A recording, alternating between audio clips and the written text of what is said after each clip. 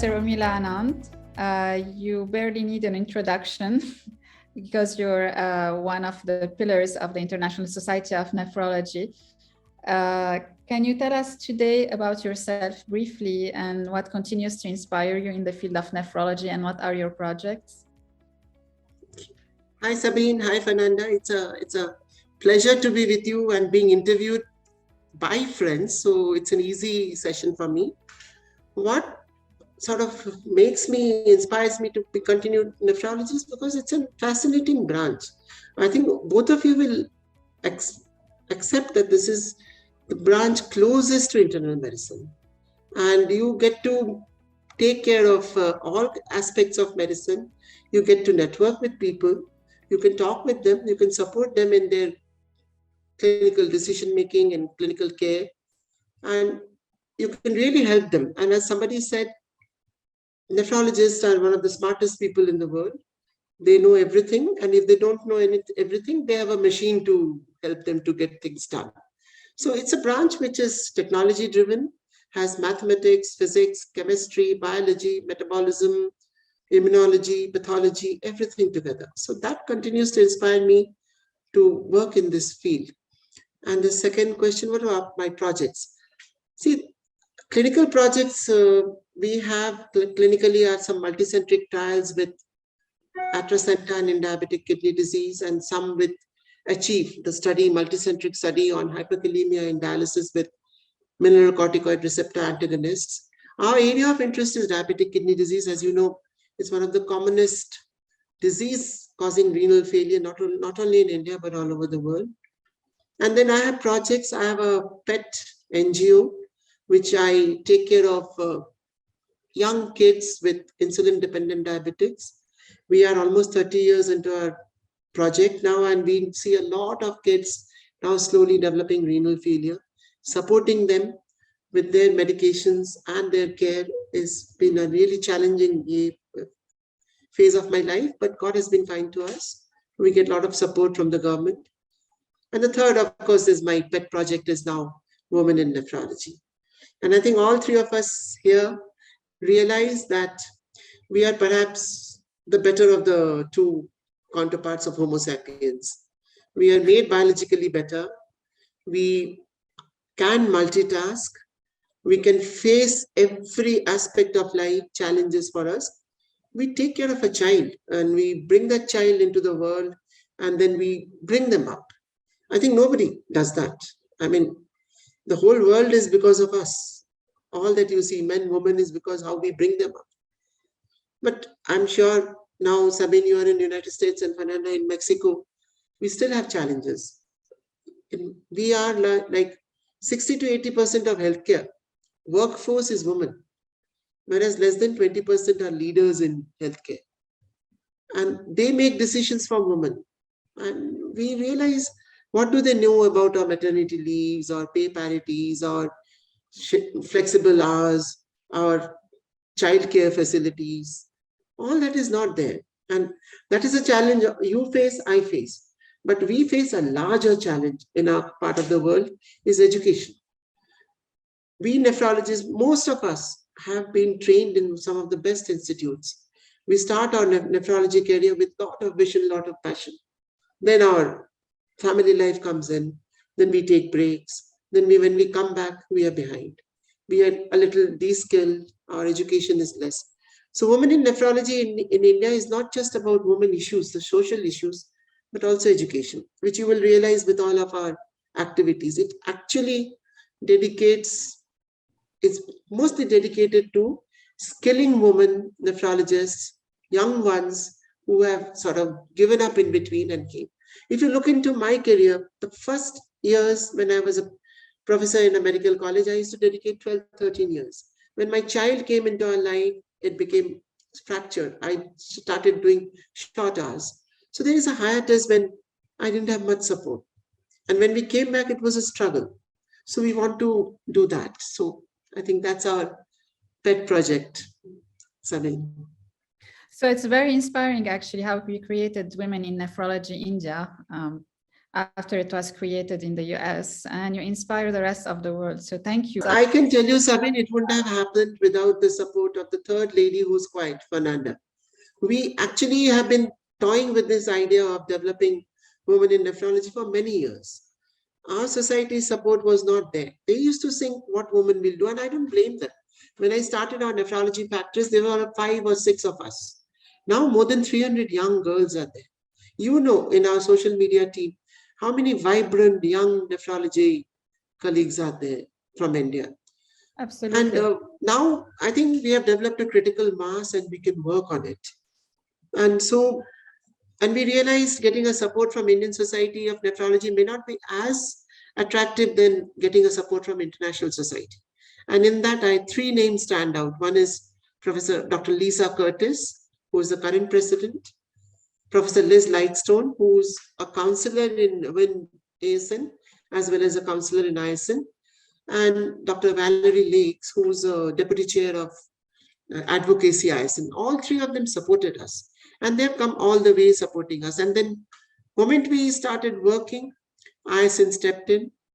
Fernanda has been our liaison officer, which has been a great help and a support because I knew her before, so I can bully her into getting things for me.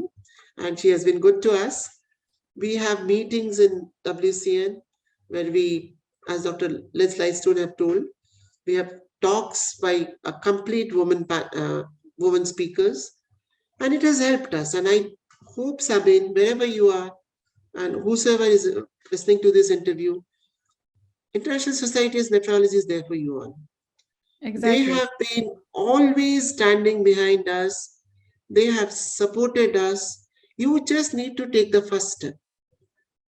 And if you have the credentials of our parent organization supporting us, things become a lot easier for us. The funding that I get, I always mention ISN, and that gives us a lot of credibility and we get support. So, Sabine, wherever your group, everybody else, I think we should make ISN much more robust and much more stronger with a win support from all over the world. We all need it. Absolutely. We're working for the world, and we hope to make it a better place. Can you tell us also about your session, which is a joint session with Women in Nephrology and Women in Nephrology India, and talks about trials and tribulations, challenges of translating high middle income research, treatment, and guidelines to low middle income settings? Thank you. Actually, I'm not speaking in the session, so I am like an imposter in this meeting, but I have the privilege to chair this meeting with Dr. Lisa Curtis, who's the current president of WIN, that is the American Society of Nephrology subtype. This session is very interesting, and I think everybody should attend this. It has got 3 components. The first is a talk by Priya Pius, where she actually looks into challenges of delivering care to children with chronic kidney disease. She comes from St. John's Medical College, and they have a large pediatric cohort of kids. And there are many challenges she will explain to you. Then comes Dr. Rana Smith from Cambridge, and she has actually trying to tell us that how difficult it is to, do trials in an HMIC and translate the trials into an LMIC. See, HMIC, as Fernanda will realize, trials, the ethical committees, everything is strict and watertight. There are very little leeway to, do things which are not right. But LMIC, when you do a trial, we try to bypass a lot of safeguards and problems, like the ethics committee. The ethics committee sometimes just passes the trial. Nobody bothers about looking into indemnity if what happens if there is an adverse event. The patient's voice, the patient's, as a stakeholder is very little in LMIC, where you conduct trials from HIC. I am part of 2 trials. I realize how difficult it is to translate trials from HIC to LMIC or LIC. That's Rana Smith. Third is, of course, our indomitable Professor Liz Lightstone, who's actually talking that it's all very good to have guidelines and trials, and which are actually dedicated to a certain group of patients who are in HIC. Whereas in LMIC, the guidelines, we all read their text. We don't Unfortunately, we don't have any guidelines for our diseases. We all read what is there from HIC. Like she will be discussing, and she had discussed in her interview that she's discussing about lupus nephritis, that newer medicines or whatever the guidelines say. They talk of voclosporin. We don't even have voclosporin in India. They talk of many medicines, which we don't have in our country. The hyperkalemia medicines, we don't have patidoma, we don't have any of this. Like Edgar was telling me, patidoma is there in United States for the last 3 years. We don't have it. So when the guidelines come, you should be using this drug. We read it, we ask the student in the exam, but we don't have it.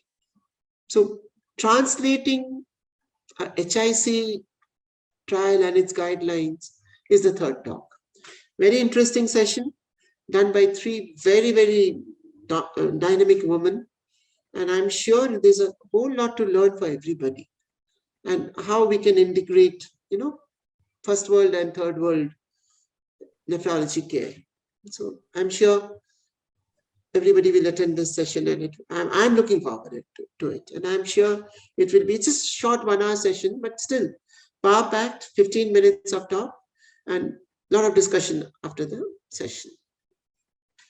Thank you. Yeah, indeed. It's about time for low-income countries to have their own opinion about things, instead of trying to follow blindly guidelines set by high-income countries and they don't have really the means to apply them. You will understand that Sabine much better than what we do.